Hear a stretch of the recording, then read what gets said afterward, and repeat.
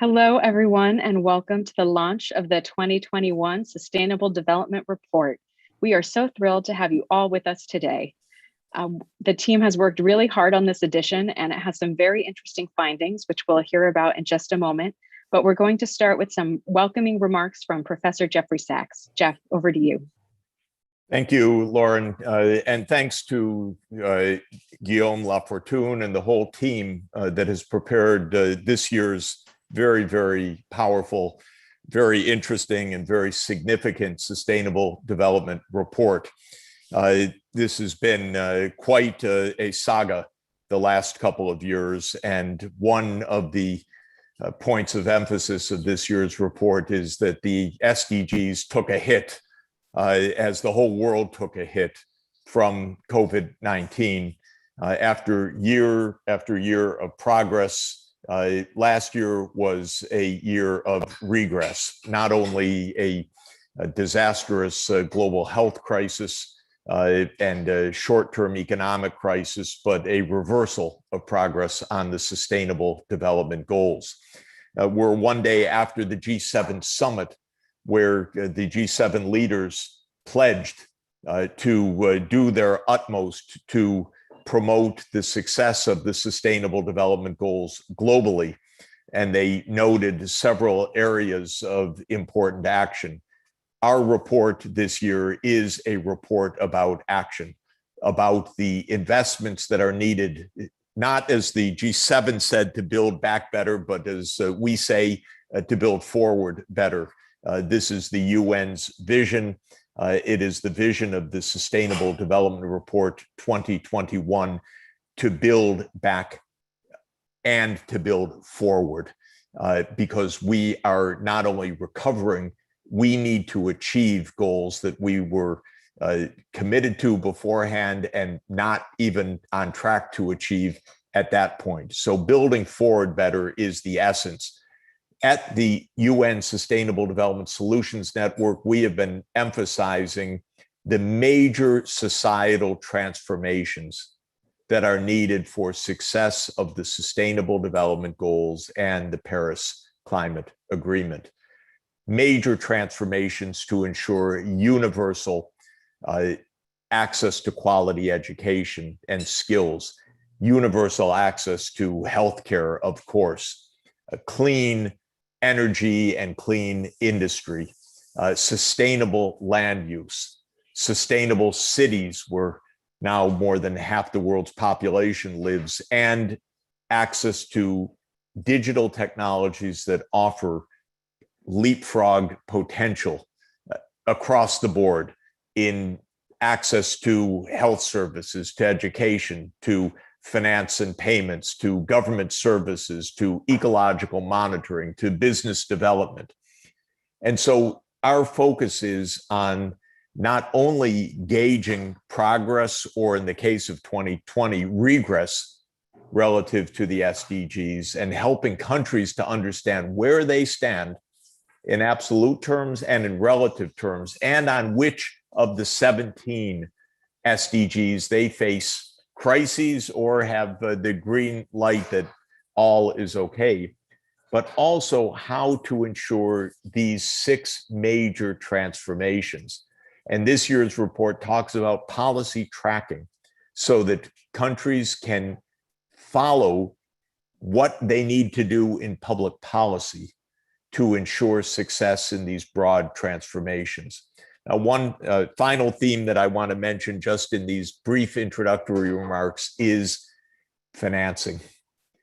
The Sustainable Development Goals are at the core an investment program, a massive investment in prosperity, social inclusion, and environmental sustainability.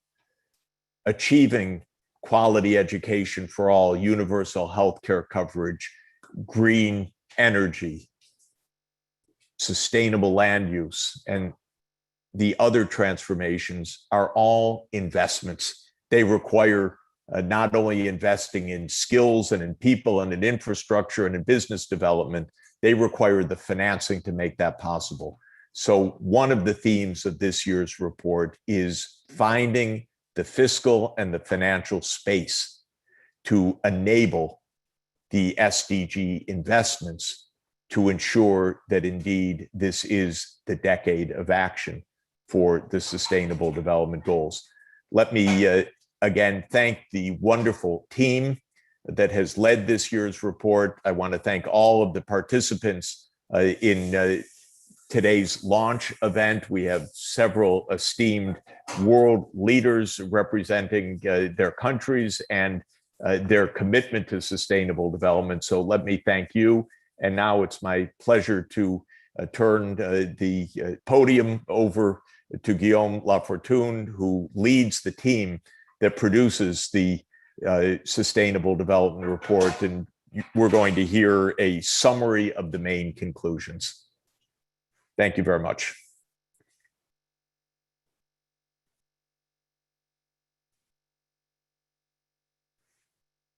Thank you so much, Jeff. Good morning, good afternoon, everyone. It's a real pleasure to be here again this year to launch the 6th edition of the Sustainable Development Report 2021. I'm Guillaume Lafortune. I'm the director of the SDS in Paris, one of the co-author of this report alongside Professor Sachs, Dr. Christian Kroll, but also my two colleagues, Finn Woolman and Grayson Fuller. Before I start, Guillaume, I'm sorry, your slides aren't full screen. They're still in PowerPoint view? Yeah. That's okay, fine. there we go. Great. Okay. Yeah, sounds good. Yeah. Before I jump into the key insights, the results, let me thank our partners at the Bertelsmann Stiftung, also our publishers at Cambridge University Press, but also the whole SDSN Secretariat and family as a whole. It's really a report which benefits from contribution and key inputs from all of our networks around the world, and also our distinguished speakers who are here with us today. So this year's edition is available online on our website, sdgindex.org, since this morning. It is a report, as emphasized by Professor Sachs, about actions and the recovery. I'm going to walk you through now some of the key insights and results. So, I'm going to first mention what are some of those findings and then present some of the key charts and results from the report. But if I want to summarize the report, I think we can focus on 5 key findings this year. The first one, which is obviously very important and which has been already mentioned by Professor Sachs, is that for the first time since we have started monitoring the SDGs in 2015, this is the first time the SDG index has declined in 2020. Right? So since 2015, we were seeing some progress. We could always say that the pace was not sufficient or that it varied across goals and across countries, but overall there was progress happening. 2020 is a setback for sustainable development everywhere. At the same time, the report emphasizes how the SDGs provide the right framework for building forward better. The second major finding, and this is the topic of the first chapter of the report, is that developing countries need increased fiscal space to finance both the emergency measures, but also the investment-led recovery. Right? So compared with high-income countries, access to international financial markets has been lower in many developing countries. So there's a real risk that we end up with an uneven or divergent recovery, with some countries recovering much faster than others. And so the report identifies some key ways to increase fiscal space in developing countries, as emphasized under SDG 17. The third finding is that Finland tops the 2021 SDG index. So congratulations to Finland. We're delighted to have Minister Skinnari with us today.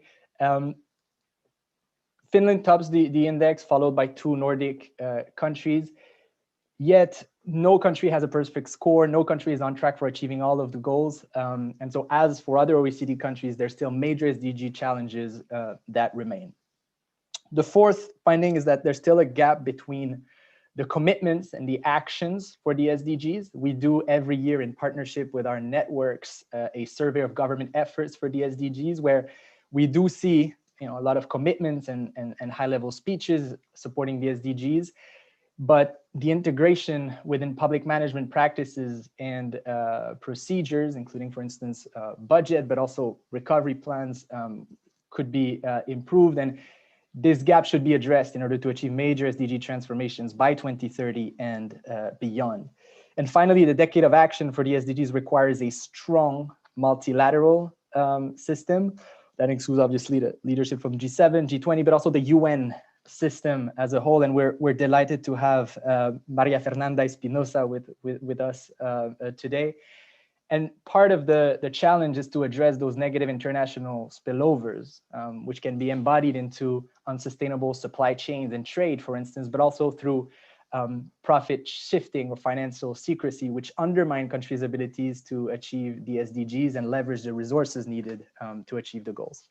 So that is a brief summary of some of the key findings. Let me walk you through in the next couple of minutes, and I'll have to be quite quick because we have a very packed agenda today, through some of the key charts and figures of this year's edition. So the first one, and we saw since this morning a little bit of media coverage around this first finding, is that 2020 is a major setback for sustainable development everywhere. So you see that since 2015, there was progress happening.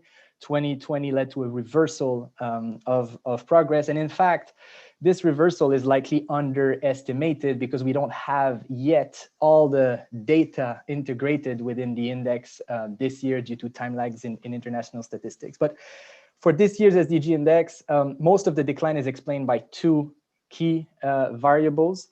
These are the increase in extreme poverty, people living with less than $1.90 a day, where we see that even in regions which already have relatively high levels of poverty, there has been an increase. So you see here the numbers for sub-Saharan Africa, but also in other parts of the world, including Latin America and the Caribbean. The other indicator that explains this decline is unemployment rate, which has increased in all world major regions. The first chapter covers this issue of fiscal space in developing countries. In order to suppress the pandemic, we also achieved the SDGs. And as mentioned, this is emphasized under SDG2030, Partnership for the Goal, which recognizes the need to mobilize public financing for developing countries. And the report highlights at least four key ways in order to address this. One is improve global monetary management, notably through increased liquidity for low-income developing countries. And here, the chapter emphasizes the role, obviously, of international monetary policy, but also of key institutions like the International Monetary Fund, the IMF. The second way is improve tax collection and domestic resource mobilization, supported by several global tax reforms. So I think it's always good to remind ourselves that some of the top countries in the SDG index, Nordic countries, collect government revenue of around 50% of their GDP. And so, there's also global tax reforms that can help here, including combat tax havens, financial secrecy, and profit shifting. The third way is increase financial intermediation by multilateral development banks. And this is really one of the key points of the chapter, the role of MDBs to support investment into those infrastructure, as mentioned by Professor Sachs. MDBs can borrow on more favorable market terms, but are also equipped internally to handle complex lending for infrastructure projects. And the fourth point is on debt relief, as emphasized by SDG 17.4. Professor Sachs has mentioned the 6 transformations framework, and the report emphasized how the SDGs and this framework can be a guidepost to help build forward better. I'm not going to go through the 6 transformations. They have been mentioned by Professor Sachs already, just to mention that those can help guide the recovery plans, but also investments strategies. They are underpinned by 2 key principles, which are leave no one behind and circularity and decoupling. This framework has been published in 2019 in Nature. Finland tops the SDG index this year. So we use around 91 global indicators, which we transform on a scale from 0 to 100.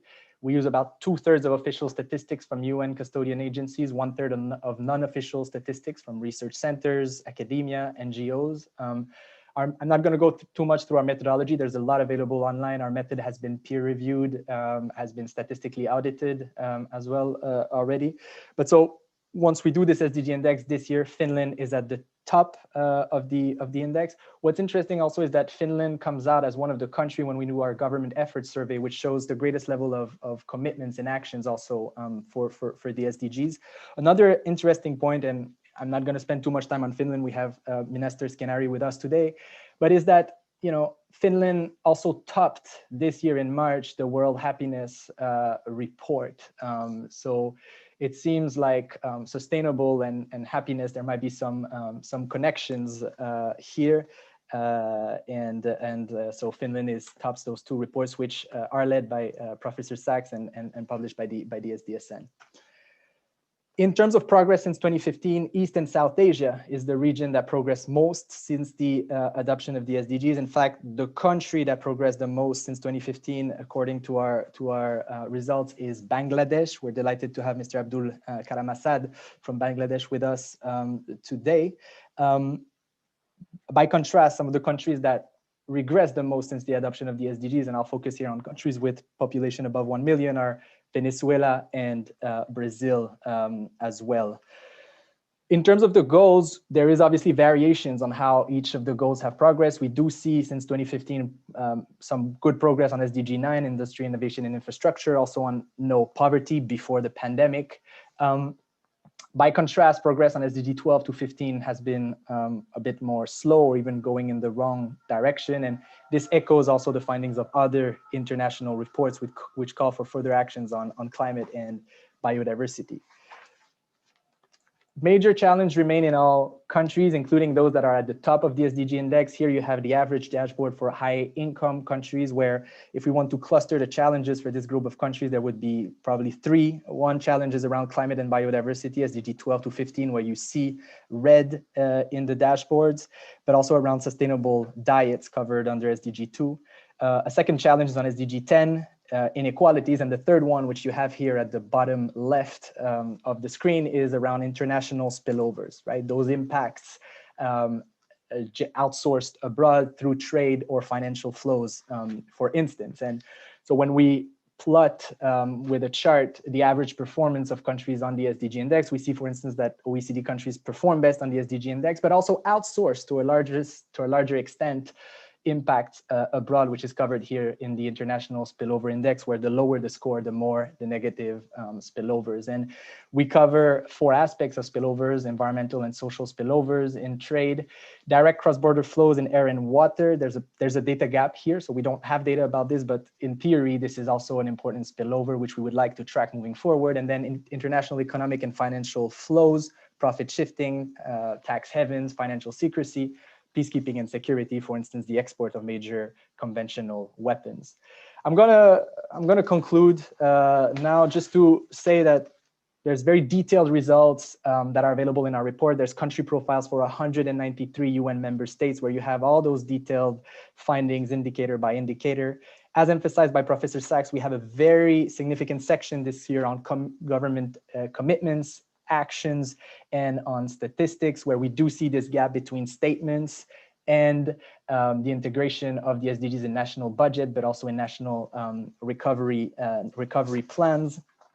And finally, the report is available on the SDG Index website, also on the report of our publisher, Cambridge University Press. This report is part of a series of reports. So obviously the latest edition is this global edition. We also have regional editions and editions that we do to use the SDG framework at the local and city level. And to mention that at SDG Academy, we have a course on measuring sustainable development if you're interested to learn more. If you have any questions, we have an email address, info@sdgindex.org. I'll stop here. Thank you very much, and back to you, Lauren. Thank you so much, Guillaume. I do think we maybe have one quick question for you that we'll take, and this came up in the chat as well as by email from John in Grenada. So John is specifically asking about challenges with reporting on SIDS. The question in the chat is about countries that are not ranked. Maybe we very briefly can address that. Yeah, absolutely. So, one of the major challenges for small island developing states is the availability of data. So actually, if you look at our list of countries that we cannot cover in the SDG index. Most of them are small island developing states. So in order to reduce the bias due to missing data, countries need to have data for 80% of the indicators in order to be included in the index. And so a lot of those SIDS countries are not included in the index. We still publish country profiles for those countries who are UN member states, because we think that one of the value of this report is also to highlight where data is missing and to put forward an agenda also for strengthening statistical capacity and data availability for the SDGs. So this is a major challenge for SIDS countries, and we're actually working right now on the issue of vulnerability and connecting those specific vulnerabilities of SIDS countries with SDG outcomes, but also with financing mechanisms specifically for SIDS. Great, thank you, Guillaume.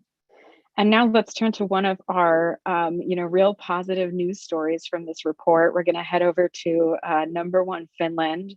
We're so thrilled to have Minister Skinnari with us today. Minister, please, the floor is yours. Excellencies, dear friends, thank you so much for this opportunity, and it's a great honor for me to speak on this occasion on behalf of the Finnish government and of Prime Minister Sanna Marin. First of all, I would like to thank Sustainable Development Solutions Network and the Bertelsmann Stiftung for the excellent work you have done in SDG communications over the years. You have underlined the importance of reliable data and showed how it can be used effectively. The Nordic countries have positioned well in global rankings when it comes to SDG implementation. I believe that there is a strong linkage between the core idea of sustainable development to ensure human well-being within environmental boundaries and the Nordic model, as we call it. The Nordic societies are built on a strong welfare model and a social contract with public institutions that enjoy a high level of trust among citizens. Even though Nordic countries do well in sustainability comparisons, we are still far from reaching all the SDGs by 2030. In Finland, we have achieved or are close to achieving the SDGs on poverty, alleviation, health, education, water and energy, reducing inequality, peace and the rule of law. However, we still have significant challenges that relate to climate change, consumption and production patterns, biodiversity, and the level of funding for development cooperation. Leaving no one behind is the core principle of the 2030 agenda. And we know that the COVID pandemic has seriously affected many countries' abilities to reach the SDGs. The pandemic has led to an increase in extreme poverty and inequality and resulted in a deterioration in gender equality. We must intensify our efforts and ensure that the most vulnerable are not left further behind by the pandemic. The implementation of the 2030 agenda requires effective multilateralism with a reformed United Nations at its core and increased support for the rules-based international order. The importance of tackling climate change and defending human rights will grow in a global context.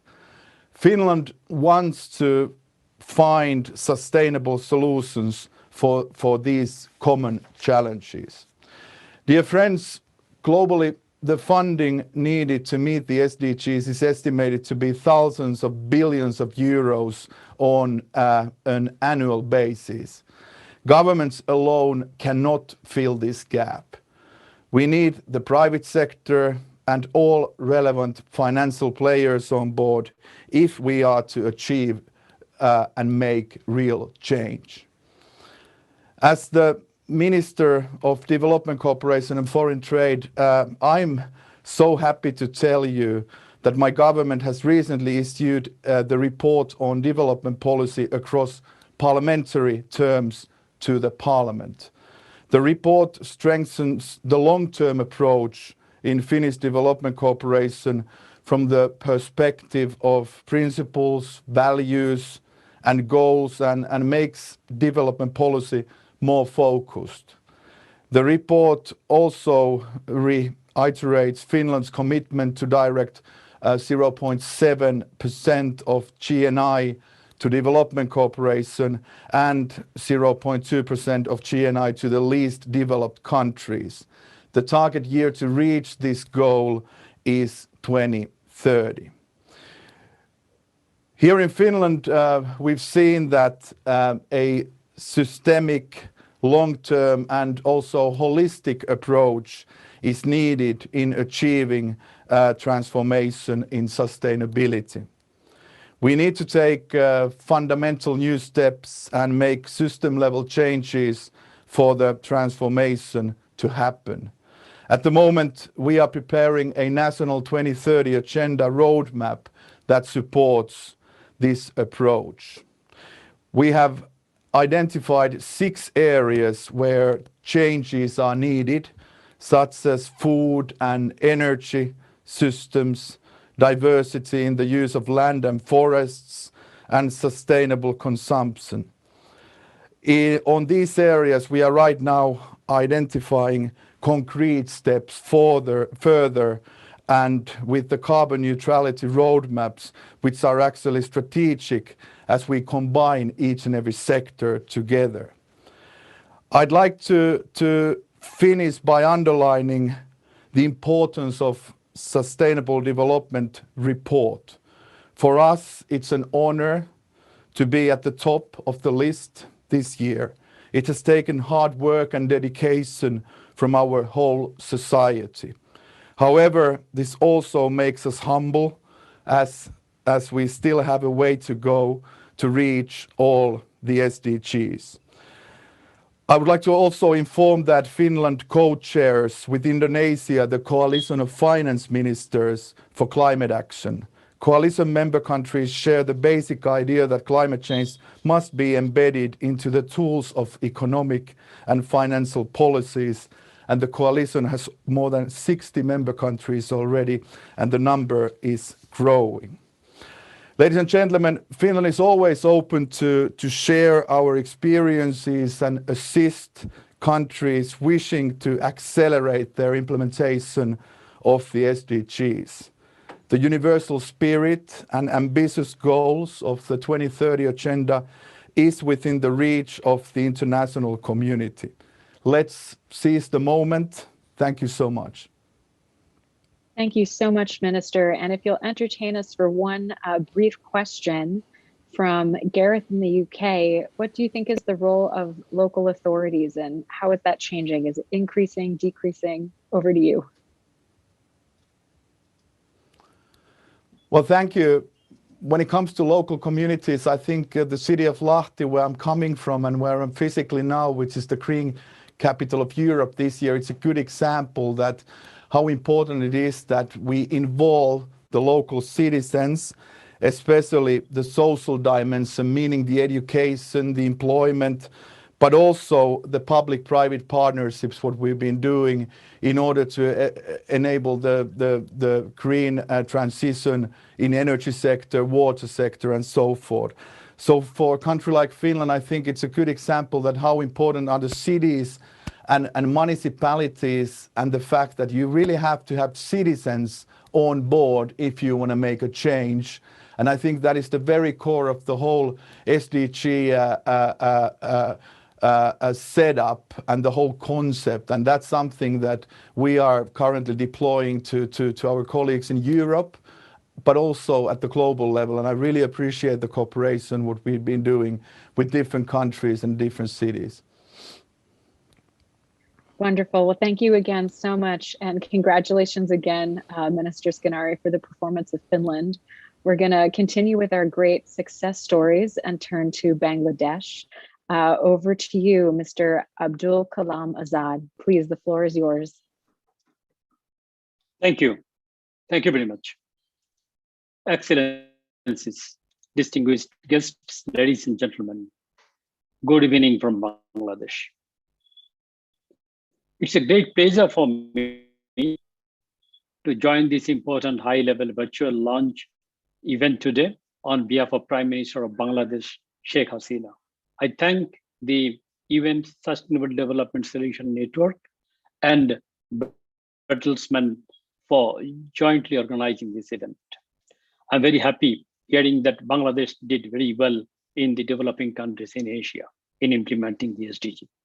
So Bangladesh, as an active participant in the global process of preparing the Agenda 2030, started its implementation from the very beginning of the journey of SDG, integrating SDG into the National Development Agenda.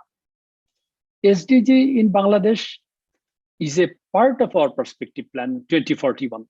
And we have a visionary plan, long plan, Delta plan, which we call 2100 from now about 80 years. 2100, a dazzling Delta. So Bangladesh's SDG implementation is blessed with strong political will and a persistent support of Prime Minister Sheikh Hasina, who is the signatory of both MDG and SDG. Whole of the society approach involving private sector, academia, women, media, youth, and local level representative. From the very beginning, we had a robust implementation plan, which has been mentioned by Sachs also in his speech. We planned basing on each of the target by involving all the ministries and the departments. We allocated the responsibility according to them. According to this, they prepared their detailed work plan, their medium, long-term, and visionary plan. Keeping in mind the resource constraint, we identified important 39 issues, which from amongst 169 SDG. So these targets on 39 like education, primary health care, maternal mortality, child mortality, women empowerment, and so on. So these 39 are related, closely related with all other SDG. And each of the local government, they identified these 39, we have 39 plus one. What is this plus one? This is the localization of SDG. Each of the local government identified where they are lagging behind. Versus leave no one behind. Reach the farthest. Reach the vulnerable person first. From the local level of about 500 local unit and 64 districts identified their area of importance. Likewise, government is also trying to mobilize resources for implementing these 39 plus one along with all other SDG. For both localization of SDG and leave no one behind, resources from local and the development partner go side by side.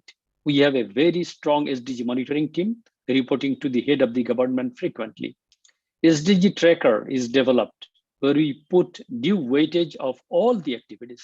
This SDG tracker, very good platform. Bangladesh shared with some other country also. Bangladesh has also shared a number of innovations in SDG with other countries through the South-South network for public service innovation. Ladies and gentlemen, I'm glad to share with you that our poverty has been decreased significantly in the last decade. Except the COVID-19 pandemic period, Bangladesh maintained a public debt to GDP ratio is about 32 and maintained 35% for a decade from fiscal year 2008-9, which is below the responsible threshold of 40%. And currently, Bangladesh has foreign currency reserve of more than $45 billion, able to mend the import expenditure for 9 months. Even during this pandemic, Bangladesh GDP per capita stands at $2,227, which was only 1,887 last year. So therefore, Bangladesh's economy is well prepared to caution out and short-term pressure that may face from the LDC graduation, which will be implemented from 2024 or 26. So parallel to this economic achievement, Bangladesh made massive social progress as well. The government has enhanced health and education related initiatives significantly to improve the current situation. The social safety network program are being expanded further to eliminate extreme poverty. Ladies and gentlemen, you are aware that South Asia is exposed to extreme weather patterns like sea level rise, flood, excessive heat, cyclone, landslide, erosion, so many. Even at a temperature rise of 1.5 degrees Celsius above the pre-industrial level, the consequences for the region's inhabitants and economy will be very, very severe. We should also remember that many LDCs and developing countries are disproportionately affected by climate change, and hence attainment of their SDG is being severely impacted. This constitutes a serious injustice and must be acknowledged by all. Having all of these adversities, Bangladesh is the first LDC to establish a climate change trust fund from its own resources. And every year, we used to spend more than $5 billion on climate adaptation. We are following a low carbon development path. As the second largest exporter of ready-made garments, we are exploring efficient option of circular fashion and textiles as part of the overall circular economy. To combat climate change, and even Secretary General's call for action for the next decade, and for enhanced SDG implementation, we are preparing a decadal climate plan, which we named Mujib Climate Prosperity Plan 2021 to 2030, after the name of our father of the nation, Bangabandhu Sheikh Mujib. We have also requested all our 48 CVF countries to prepare their climate prosperity plan to follow the concept of from vulnerability to resilience, and now from resilience to prosperity. As the president of the Climate Vulnerable Forum, Bangladesh, and the host of the South Asian Office of Global Center on Adaptation in Dhaka, we are promoting the interest of the vulnerable communities, nature-based solution, and locally led adaptation projects. As CVF President, our Prime Minister, in October last, called on all the countries for enhanced NDC, the Midnight Declaration. Distinguished participants, we are looking forward to COP26 to secure commitments from the global leaders to curb global emissions substantially, to keep the global temperature at 1.5 degrees, to highlight climate finance, fulfill the commitment of $100 billion yearly, technology transfer, and other key issues. We equally expect cooperation from the developed countries to support the climate vulnerable countries and promote their interest in the COP26 platform. Finally, the COVID-19 pandemic has brought us to an unprecedented turning point and simultaneously has cautioned us to meet the goals of SDG. I'm confident that through our collective effort, cooperation, and solidarity, we will overcome these challenges. I thank you all. Thank you so much, Mr. Azad. I love that message of positivity. Congratulations again for Bangladesh. We had a question for you about, what you can point to as key elements to Bangladesh's success. And I think maybe you already answered that, highlighting the strong government support for the SDGs and the implementation plan. And I also really applaud Bangladesh's efforts to take the lessons that you've learned and help support other countries in adopting them. So unless you have one brief word, I think maybe we'll turn to our next speaker. Thank you. Great, thank you. So we're going to go to Ms. Isabella Teixeira, turning to the case of Brazil. Please, Ms. Teixeira. Thank you, Lauren. Ladies and gentlemen, good morning from Brazil. Thanks for the invitation to join this group today. And thanks for the report, Jeffrey, and your fantastic team. I confess that I used to read the report to know more about the global progress on sustainable development agenda, and also to understand better how we should play better in Brazil, considering the national perspective to achieve sustainable development goals by 2030, and as we made considered Millennium Development Goals in the past. I confess how painful is to see the setback for sustainable development countries, sustainable development in Latin America, because pandemic hit us, but especially what's happened to Brazil. And I think that we need to learn and to analyze carefully what's happened concerning the race of social inequalities and poverty, but also how we are moving against the future when we go into back to deforestation and also the lack of robust environmental and social policies in Brazil. Despite of the setback provoked by the pandemic, one of the key points of the report, in my personal opinion, is to highlight the importance of Sustainable Development Goals to remain as the guiding framework for global public policies. I am very honored to be part of the panel that proposed Sustainable Development Goals before Rio +20 conference, and also after this, the high-level panel that proposed post-2015 agenda that you know today as 2030 agenda. Also, I think that the importance of Sustainable Development Goals framework, meaning when we highlight here SDGs and the 6 SDGs transformation along with the Agenda 2030 and the Paris Climate Agreement provide the strategic perspectives for the global, not only the green economy, but also blue economy, white economy, purple economy, I can say a multicolor economy recovery, and to reduce the social inequalities around the world. As the report highlights, before the pandemic hit, significant progress had been achieved on Sustainable Development Goals in many regions and on many goals, but also it's clear to tackle global crises, climate, biodiversity loss, natural resources scarcity, and pandemic required a robust and strong international multilateral system. COVID-19 pandemic reveals the challenge that we need to face. We cannot move into the future with social inequality and economic informality.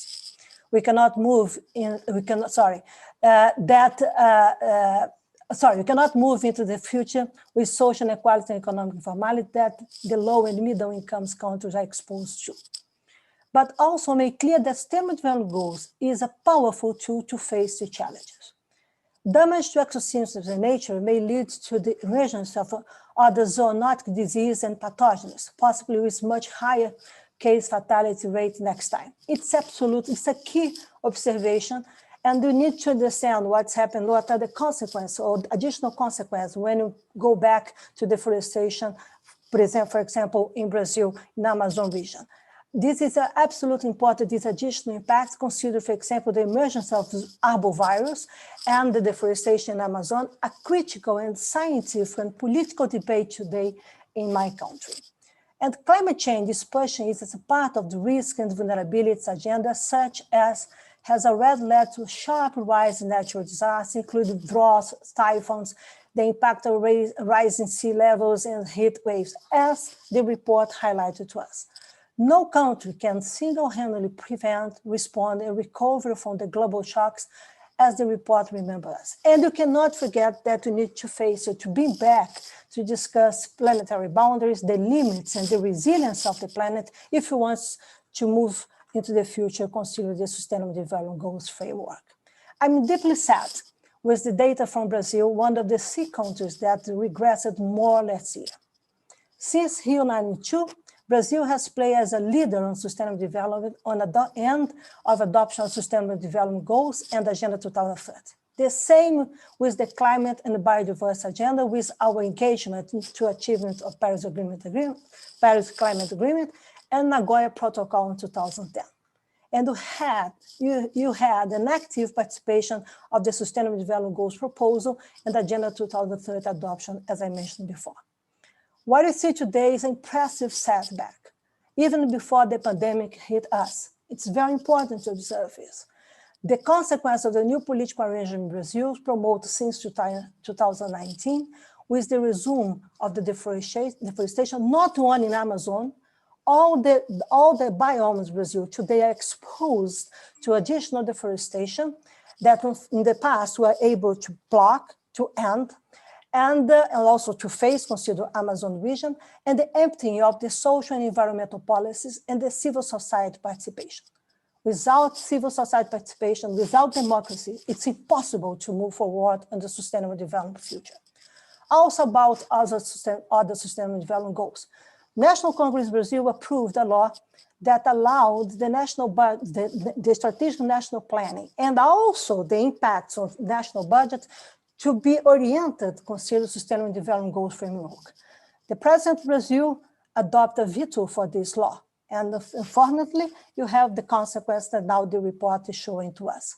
Also, we cannot forget, that how Brazil had to have a national robust health system and also knowledge about public health, and how Brazil took the decision to face pandemic crisis. This is a good example how Brazil, the public policy, the recent public policy that will impact and contributing for the setback. The other side of the coin, it's absolutely important to highlight here, is that Brazil also is moving forward, consider the institutional arrangements and also supranational players, for example, to promote new regulatory rules for financial sector in Brazil based on green finance and climate risk. These are good examples, and also how our national national economic and social development banks is adopting the framework, sustainable development framework to orient the financial office of development in Brazil. So we have these contradictions today in Brazil because, again, of the role of supranational players and of the institutions that they're looking for to preserve this agenda and move forward. I think that in the future, we need to analyze better this consequence and how the report will reveal to us the impact. Finally, I'd like to remember that the report reveals the urgency for Brazil to embark in a green, sustainable, and equity recovery. It's a strategic wake-up call for Brazilian society. And I'm confident the report would be helpful for the National Congress and for the supranational government in Amazon region, for example, that are preparing a proposal for green economic recovery plan driven by sustainable development goals and also climate net zero strategies. This is some good inputs that I'd like to highlight here. To thank you very much for the report again, Jeffrey and Emma and all your team. And be sure that this will be very important for us as society to look for how Brazil will be back soon to the sustainable development road and also be back soon for the international cooperation. I hope that we can move forward. I do believe that, be sure that we're working hard here as society to convince people that we need to move in a new direction, stop the setbacks, and go into the future to tell new good and sustainable stories based on the future. Thank you very much for this opportunity to be here again, and sure that this is a strategic and important report at this political momentum that our society is facing in our country. Let's do this together. I'm confident that we will change, and we'll be back. Thank you. Thank you so much, Minister Teixeira. And if you have 1 minute for a very brief answer to a question from Belinda in the US, maybe one action that G20 countries could take to support other countries in achieving the SDGs. It's a good question. Of course, that 1 minute is not enough to address all the aspects, but 2 or 3 things are very important. The first one is that G20 must understand the local reality, local needs, and also how can bring into these strategic perspectives, consider win-win dialogue based on the present. If you want to move forward, consider the future. It's absolutely important that you can address local needs with global core benefits. In Amazon region, for example, that's so critical for climate stability. You have more than 25 million people that live there, but you need to connect things. You have the new economies coming, and then how you support this, for example, stand up forest economy, bioeconomy, and what is the role of these new economies, for example, to tackle hunger and nutrition in Brazilian society. It's very important, not only to business generation and new jobs. My feeling is that if Brazil stops the deforestation, this is very important to observe. We need to stop deforestation in the Amazon region. What will be the new lens? What are the new bases for the international dialogue to address climate stability and security? This is important that G20 should discuss. And finally, in my perspective, don't forget it, if you go into the economic indicators, you see that these countries that are part of the Amazon basin, we are middle-income countries. But when you go into the region, Amazon region, and you check the indicators, they are related to low-income countries. So we need new lens from international cooperation if you want to go into this reality, change, and realign this, consider the challenge that we have to face climate stability and sustainable development. So it's a good agenda for G20 to looking for, to address in concrete realities, how we manage to run net zero emission by 2050, but also how we address short-term perspectives, how indeed we can guide oriented by human development and a new relationship between humanity and nature. Let's discuss this based on reality. I'm sure that you can change. I'm sure that you can bring people together. I'm sure that you can play better than we are doing today. Thank you very much, Lauren. I have to go back now for a public hearing in Brazil Congress. Exactly, we are discussing this new trajectory, ecological agenda for Brazil in the future. Thank you very much for the opportunity, okay? Thank you so much for being with us and a great rest of your day. Thank you so much. Thank you. We turn now, staying with Latin America, we're going to go to Ms. Maria Fernanda Espinosa, former PGA and Minister of Foreign Affairs and Defense of Ecuador. Maria Fernanda, the floor is yours. Thank you so much, Lauren. And of course, I would like to join my colleagues in commending the SDSN for this thorough and very revealing report. Congratulations to Jeff, to the authors, but also congratulations to the good performers, to Finland, to Bangladesh, to the Ivory Coast, to Afghanistan. I think that they really need to be congratulated for their efforts. So I think that this report, this analysis of the first 5 years into implementing the 2030 agenda, as my colleagues have stated, is not at all promising, with a few exceptions that we just mentioned. So I think that the report provides solid evidence on the negative impacts of the COVID-19 pandemic in fulfilling the SDGs. But yet it also reveals that the barriers to build more equal, sustainable and resilient societies go beyond the current global health crisis and are deeply entrenched in the functioning of the global economy and the paradoxes and deficiencies of national development strategies and global governance. One of the issues that struck me in the report was the columns of red dots in 3 areas of clear underperformance: climate change, biodiversity laws, and inequalities, including, of course, gender inequality. And of course, I thought about what is the common denominator. And I dare to say, number one, our dysfunctional relationship among humans and between our societies and nature. And number two, the flaws in our institutions, a global governance deficit, but also the lack of trust in democratic institutions at the local level.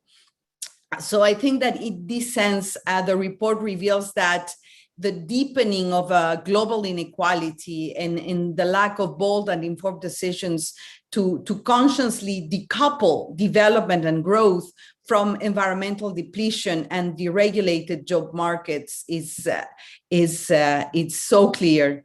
I think that, as the report says, inequalities are being magnified by structural determinants, both at the national but also at the international levels.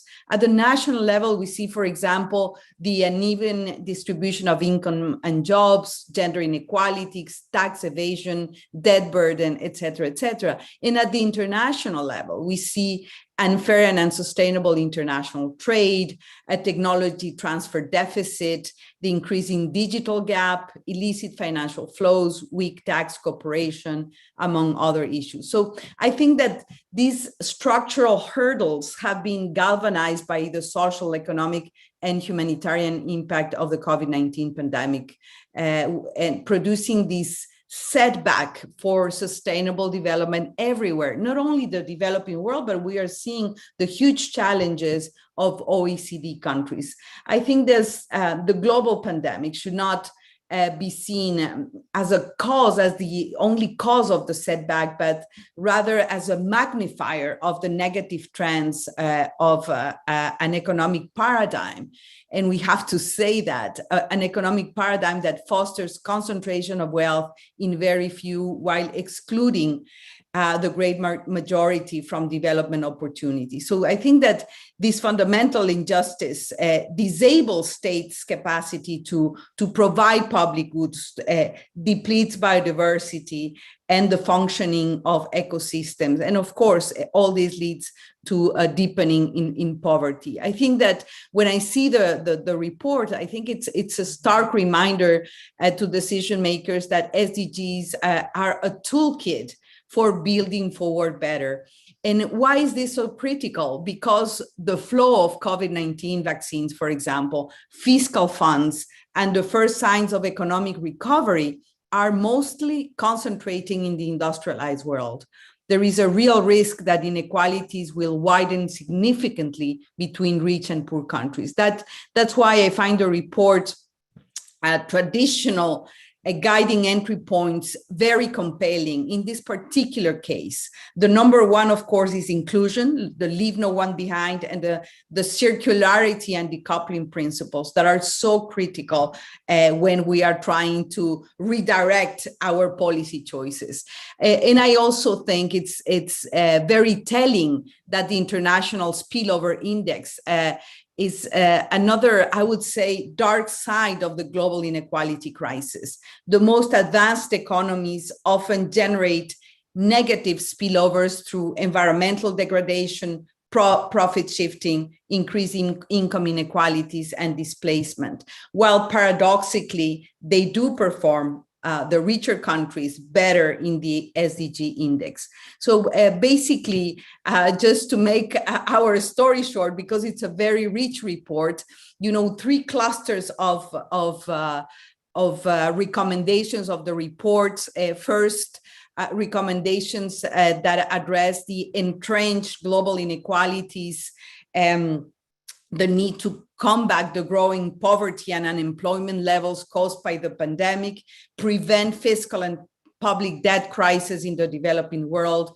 The question is how to avoid a new lost decade for development, especially in the global south. And in practice, this means what the report rightly mentions, the means to increase the opportunities of developing countries to close the income and technological divide and take seriously the need for a global Green New Deal.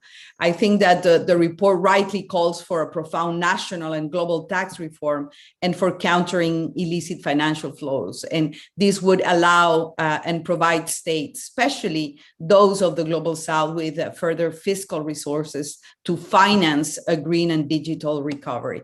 In this sense, for example, the progress on the discussion discussion for a global wealth tax, I think is very, very promising. The number 2 cluster is the virtuous cycle between development and the climate and biodiversity agenda. So I think that basically the second cluster of recommendation talks to the need for an ecological transformation. I think that avoiding a climate breakdown is in the interest of all of us.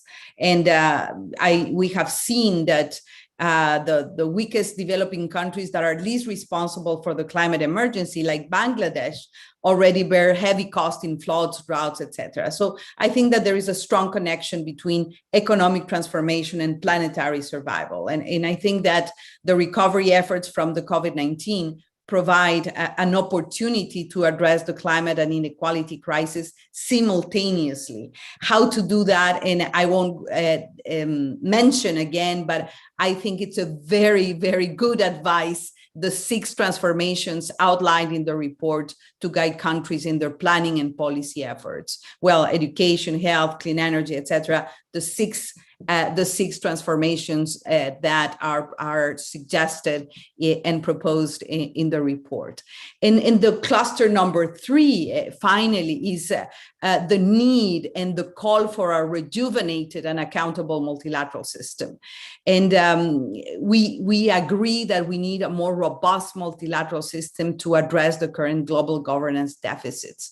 And I think that one example that is, as we speak, happening is immunization. You know, a vivid example that global health diplomacy and cooperation are not working. Even if we agree that universal immunization is not only a human right and a shared responsibility, it's also self-interest and the best insurance policy of the world. And yet UNICEF last information says that only in 2024, if at all, developing countries would reach the vaccination rates of the Western countries. So let's look at the COVAX facility. It has been insufficient, ineffective. I think that we cannot rely, the developing countries cannot rely on charity and generosity for vaccine donations. There is a need for a fair and efficient, predictable multilateral facility and a flexible intellectual property and technology transfer mechanism.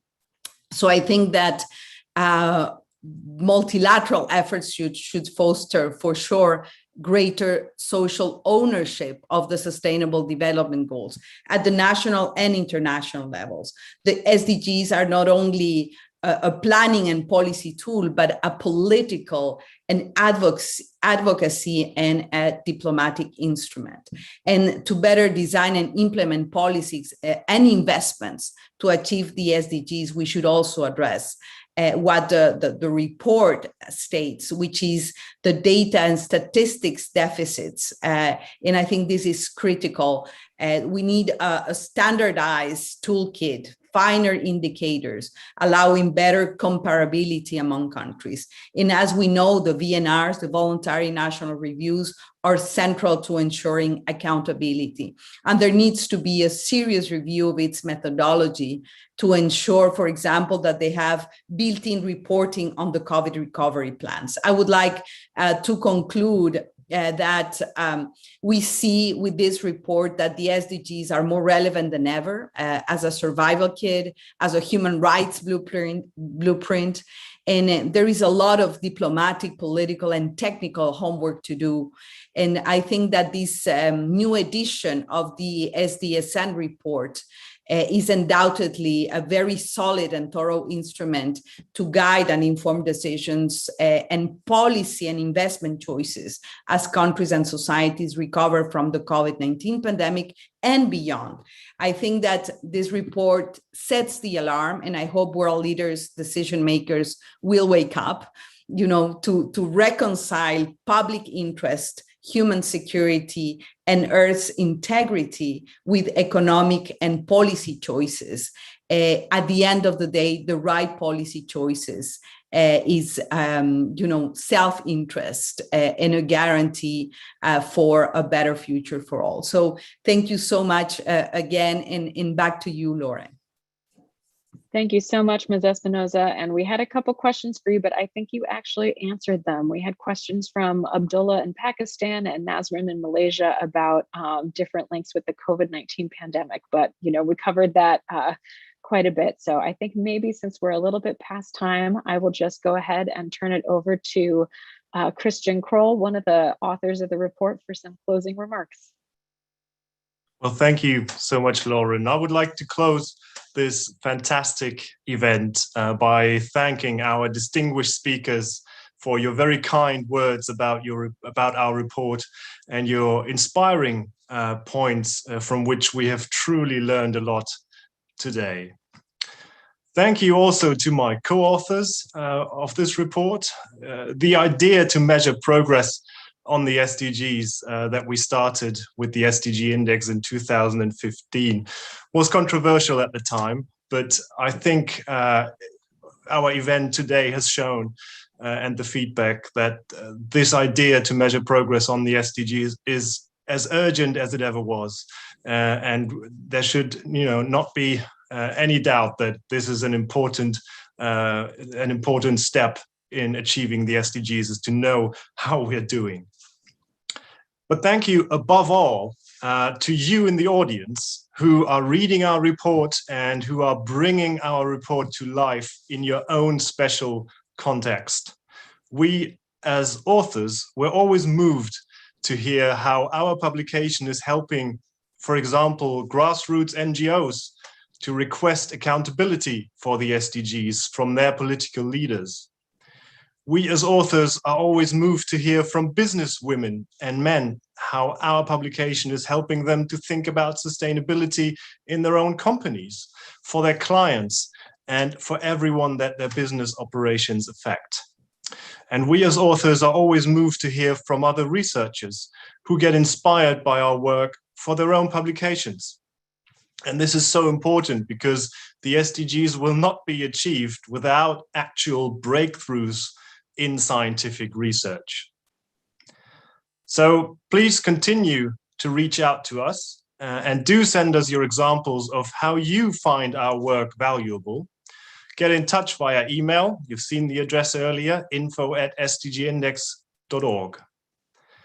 And even if you want to suggest ways how we can still improve, we would be most grateful because we have benefited from so many suggestions over the last years. Ladies and gentlemen, we've heard today from political leaders who are at the forefront of sustainable development.